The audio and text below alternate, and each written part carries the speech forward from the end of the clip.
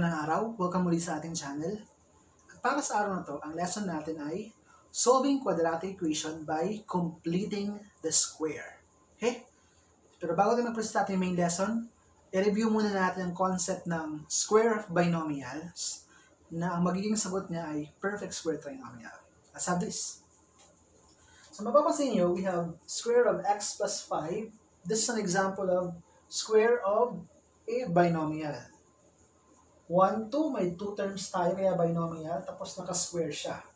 And we know na pag meron tayong square of x plus 5, kapareho niya rin ang x plus 5 times x plus 5 or dalawang x plus 5, kaya yung ibig sabihin ng 2.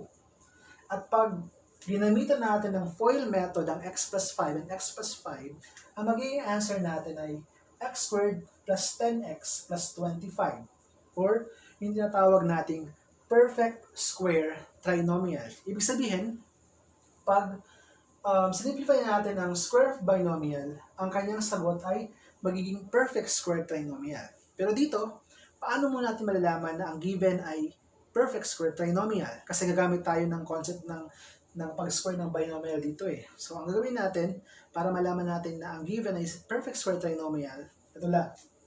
Una, i-square natin to, x times x squared. 5 times 5, 25. Okay? Then, paano nakuha si 10x? X times 5, 5x times 2, 10x. Okay? To check again, x times x squared. 5 times 5, 25. X times 5, 5x times 2, 10x. Yun ang shortcut ng pag-square ng binomial. Kung ayaw mo ng FOIL method. Pag FOIL method naman, paras lang naman na magiging sagot. Okay? Pero dito, ano ang gagawin natin concept kung sakaling wala ang ating constant term? Okay? Kung nawawala ang ating constant term. Kasi is completing the square. Okay? Ang concept ng lesson na to ay completing the square. So, if in case nawawala ang 25, ang value lang natin, ang given lang natin ay x squared plus 10x, paano natin i-complete ang ating trinomial? So, gagamit tayo ng concept ng b over 2 or square ng b over 2. Wherein, ang b natin ay ang ating linear term, tapos kukunin natin yung coefficient ng ating x or ating linear term, then i-square natin siya. Ibig sabihin, di ba, a, b, c. So mag-focus tayo sa ating linear term. Coefficient ng ating x. Ang coefficient ng ating x ay 10. Okay? So 10. So yun ang magiging b natin. Then kukunin natin lang yung kalahati. Kalahati nun, then i-square natin. Okay? So, pag kinuha natin yung kalahati ng 10, ang magiging sagot ay 5. Then, square. At ang square ng 5 ay 25. Okay, so medyo baka may naguguluhan. Ulitin ko ha. Kung sakaling nawawala ang constant term, ang given lang ay quadratic tsaka linear, para makomplete natin ang ating trinomial, doon tayo pupunta sa linear term, sa coefficient ng x. Ang gagawin lang natin, kunin natin yung kalahati nun, pagkakuha ng kalahati, i-square natin. So, kalahati ng 10 ay 5, square ng 5 ay 25. So, 5 times 5 ay 25. For example, meron akong x squared plus, sabihin natin, 6x. So, paano natin malalaman ang ating constant term? So, kunin yung kalahati ng 6. Ang kalahati ng 6 ay 3. I-square ang 3, 9. So, plus 9. Okay? Kalahati. Pagkakuha ng kalahati, square yung kalahati. Or yung formula natin, ito yun. So, ito ang gagamitin natin concept sa pa-complete ng square sa pag-solve ng quadratic equation. Kalahati ng linear term or coefficient ni x, then after makuha yung kalahati, i-square mo siya. Diba? Okay. So now let's proceed sa ating main lesson by giving examples. Let's have example number 1. Our given here is x squared plus 4x equals 12. Okay? So, sa pag-apply ng completing the square sa pag-solve ng quadratic equation, sa lesson na to, mas maganda kung ang ayos ng ating given ay quadratic, linear, equals constant. Kung ganito ang ayos natin, pwede na tayo mag-proceed sa next step. So, ang next step natin, i-apply na natin ang concept ng completing the square. So, ang formula natin sa pag-completing the square ay kalahati ng ating coefficient ng x natin or linear term, kalahati nun. After natin makuha yung kalahati, i-square natin. Okay? So, let's start. So, x squared plus 4x plus blank equals 12 plus blank. So, yung pag-complete ng square, kung ano yung nakuha natin, i-add natin sa left at i-add din natin sa right. Okay? So, here, x squared plus 4x plus blank equals 12 plus blank. So, para makuha natin yung number na ilalagay natin dito, again, mag-focus tayo sa linear term. Ang linear term natin ay 4x. Pero, yung coefficient ng x lang ang kukunin natin. So, ang coefficient ng x ay 4. Meron tayong 4 over 2 or kalahati ng 2. Then, i-square natin. So, kalahatiin mo natin. Ano ang kalahati ng 4? Kalahati ng 4 ay 2. Then, ano naman ang square ng 2? 4. So, yun ang idadalag natin. So, plus 4. Then, 12 plus 4. So, without using the formula, dito lang tayo mag-focus.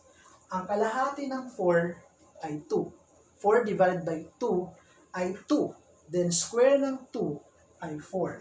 2 times 2, 4. Kung ano inad mo dito, yun din ang i-add mo sa kabila. Okay?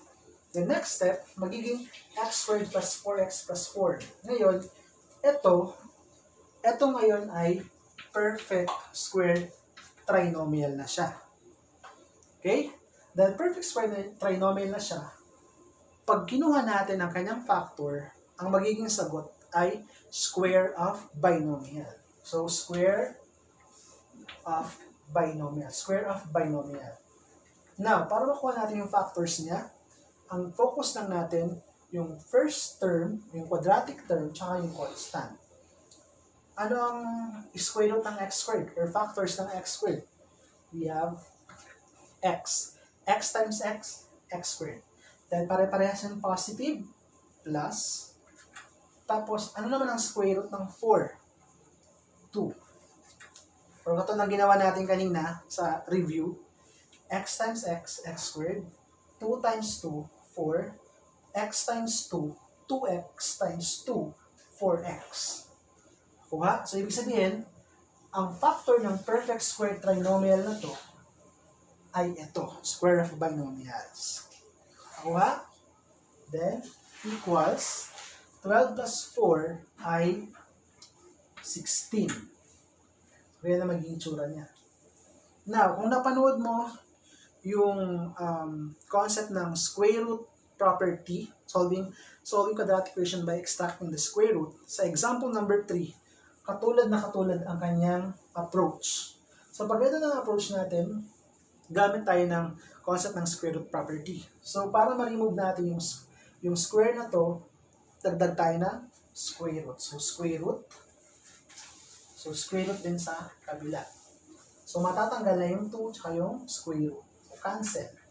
So, magiging x plus 2 equals, again, pag mayroong square root, isa positive, isa negative. Anong square root ng 16? Or number, pag multiply sa sarili, labas 16? The answer is 4. Okay? 4 times 4, 16. The next step, split natin siya, isang positive, isang negative. Meron tayong x plus 2 equals 4 and x plus 2 equals negative 4. Then, solve for x. ilipat lang natin si positive doon sa kabila. Magiging x equals 4, yung positive, pag nilipat, magiging negative. Then, x equals 4 minus 2 ay 2. So, our x is equal to 2. Then, how about this one? Solve for x again. X equals, lipat lang natin si positive doon sa kabila, magiging negative 4 minus 2. Then, x equals negative 4 minus 2, same sign, add and keep the sign. So 4 plus 2 is 6, then keep the sign. So the answer is x equals negative 6. So our solution set is 2 and negative 6. So we have 2 and negative 6 ang ating solution set. Okay? Sige, para mas maintindihan, let's have another example. Okay, let's proceed sa example number 2. Sa example number 2, we have 2x squared minus 7x equals 9. Kung mapapansin nyo, quadratic term and linear term nasa left, and constant natin nasa right. So, tamang pwesto na siya, katulad ng example number 1. Diba? Ang kinaiba lang nila, ang ating quadratic term ay meron ng number greater than 1. So, medyo iba approach pag meron na tayong number dito na makikita. So, 2 and above. So, ang gagawin natin, kung ano yung number na nandito, i-divide natin yung buong equation sa number na nakikita natin. So, the whole equation, i-divide natin by 2. Okay? So, therefore, magiging x squared na lang. Kasi ang target natin, dapat ang numerical coefficient ng quadratic term natin hanggat maaari ay 1. Okay? So, kung 5 to, 5 din to. Nakuha? Next, hindi naman ito ma-divide. So, minus 7 halves x equals, ito rin. So, copy lang natin 9 over 2. Nakuha? O, mamaya mas, uy, fraction na naman. Mukhang mahirap to ah. So, dahan-dahan lang natin para mas maintindihan. Okay? So, next step, ang gagawin natin, let's apply completing the square. So we have x squared minus 7 halves x plus blank. Idadagdag natin dito sa kabila at idadagdag sa kabila. Equals 9 halves plus blank. Kuha? So, ano yung idadagdag natin dito at dito? So, apply tayo ng concept ng completing the square, yung formula natin. So, ang formula natin dito ay kalahati ng b, then multiply by 2. Or pwede rin natin, pag fraction kasi, pag hindi fraction, mabilis na makuha. Pero kung fraction, ang gawin natin, 1/2 times b, then square nun. By the way, 1/2 times b ay katumbas din nito.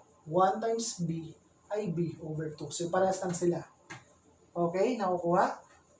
Now, ang ating b, again, ang b natin ay ang linear term, ang coefficient ni x. Ang coefficient ni x ay negative 7 over 2 or negative 7 halves. So, yun na ang i-replace natin dito kay b. So, magiging 7 over 2. Okay? Next, i-multiply natin silang dalawa. So, 1 times 7 ay 7 over 2 times 2, 4. By the way, regardless of the sign, negative or positive, magiging positive pa rin yan kasi square naman. So, disregard mo na lang yung sign. Okay? So, magiging 7 over 4 squared. Okay? Ang 7 4 squared, ang 7 squared ay 49 over, ang 4 squared naman ay 16. So, ito ang idadagdag natin sa magkabilaan. Ulitin ko para naman ito. Dahil may number, kung anong number na ito, i-divide siya. So, x squared, 7 over 2, 9 over 2. Next, maglaan ng space sa completing the square method. Yung dadagdag natin sa kabila at dun sa kabila. Ang focus, linear term o yung katabi ni x, yung coefficient na x, 7/2. Okay?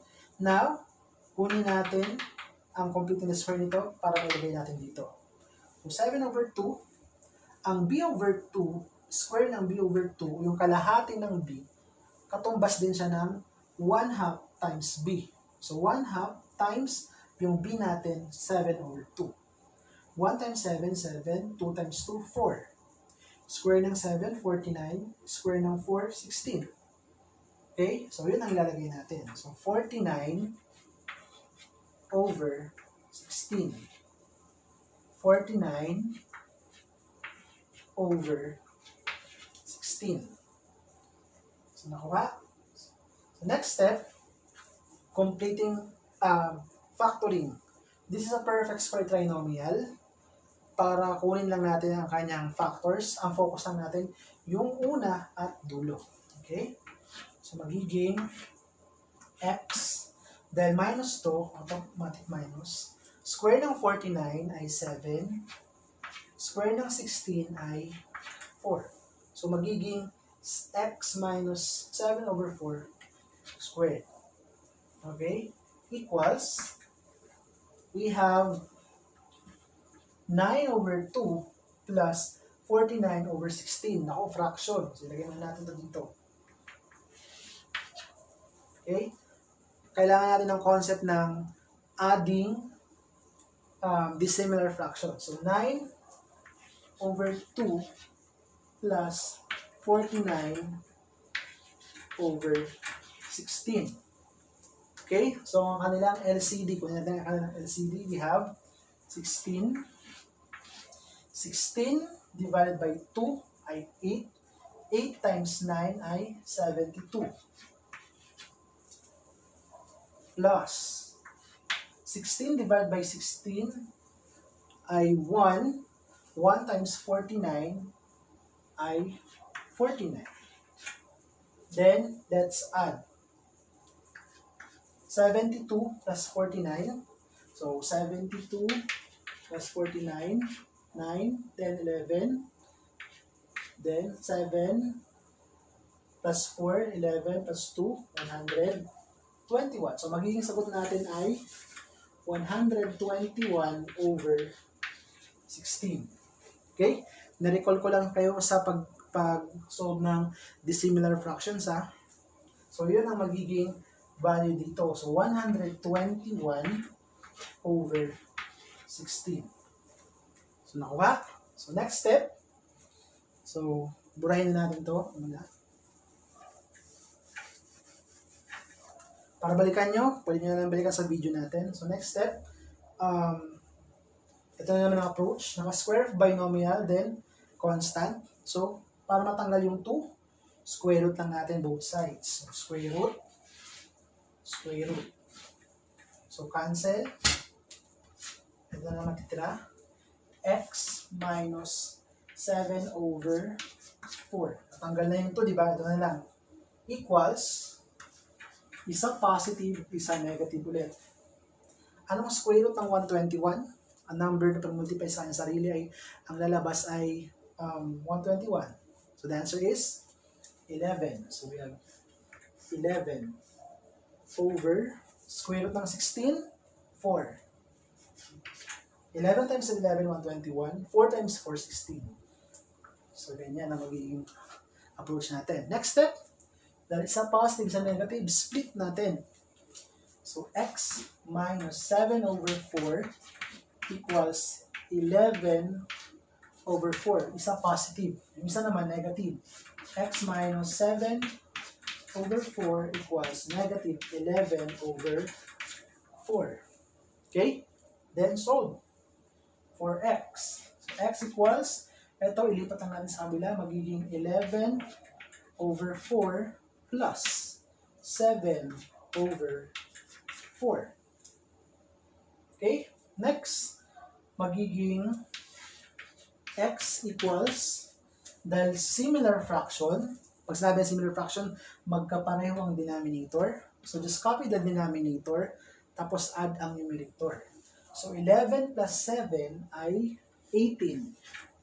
Then, copy the denominator. So, x equals 18 over 4. Now, tingnan mabuti yung fraction. Kaya pa bang i-simplify? Kung kaya pa, i-simplify. So, anong number ang pwede natin i-divide sa kanilang dalawa?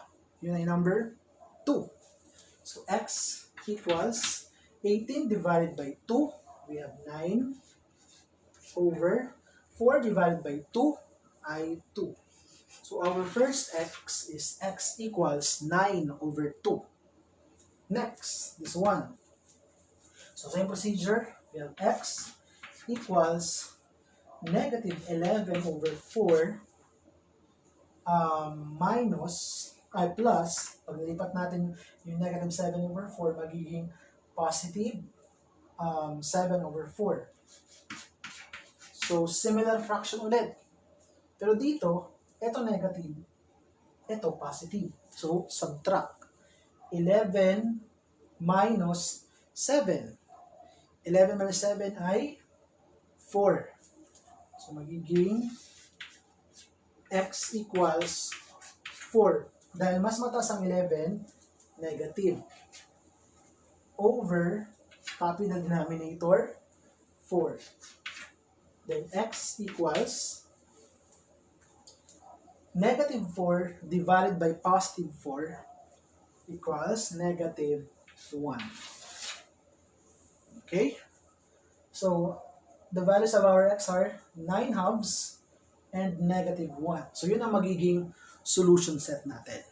So, medyo mahirap matrabaho ang completing the square, no? Pag meron tayong number sa unahan or ang given quadratic natin ay general quadratic equation. Okay? I hope may naiintindihan. Kung naiintindihan natin lesson, huwag kalimutan i-like ang ating video at subscribe na rin ang ating channel. Okay? Maraming salamat!